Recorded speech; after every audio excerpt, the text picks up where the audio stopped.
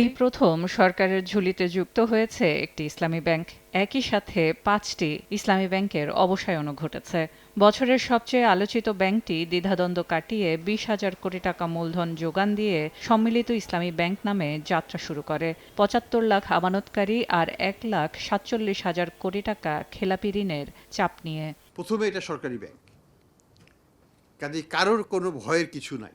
রাজনৈতিক বিবেচনায় ছাড় দেয়ায় বছর শেষে ৬.৫ লাখ কোটি টাকার খেলাপি ঋণ নিয়ে বিব্রত ব্যাংক খাত। দুদফায় বিশেষ নীতি সহায়তায় ঋণ খেলাপির তালিকা থেকে নাম কাটাতে ও নির্বাচনী ছাড়পত্র পেতে হাজার খানেক রাজনৈতিক ব্যক্তি, শিল্পগোষ্ঠী ও ব্যবসায়ী বাংলাদেশ ব্যাংকের দুয়ারে।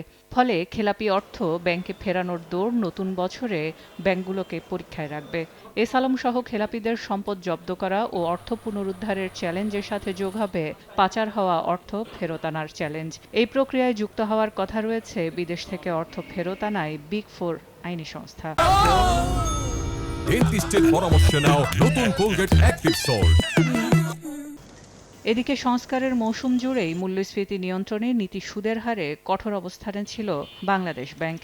১০.৮৯% দিয়ে শুরু হওয়া মূল্যস্ফীতির বছর শেষ প্রান্তে দাঁড়ায় ৮.২৯%। আসছে বছরের নতুন মুদ্রানীতিতে নীতি সুদের হার কিছুটা শিথিলতা আনার আভাস কেন্দ্রীয় ব্যাংকের।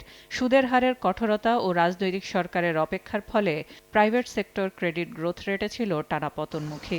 জানুয়ারিতে ৭.১৫% থেকে তা বছরের সর্বশেষ প্রান্তিকে দাঁড়ায় ৬.২৩%। ২০২৫-এ ব্যাংক খাতের ধারাবাহিকতা এগিয়ে রেখেছে রেমিটেন্স যোদ্ধারা। তবে অর্থনৈতিক মন্থরতায় আমদানি ঋণপত্র খুলতে ব্যাংকের পাশ দিয়ে হাঁটেননি বিনিয়োগকারীরা। ফলে বাজারে ডলারের তারল্য বেড়ে যাওয়া ঠেকাতে $২.৮৭ বিলিয়ন তুলে নেয় কেন্দ্রীয় ব্যাংক। এতে রিজার্ভ ছাড়িয়ে যায় $২৭.৮৭ বিলিয়ন।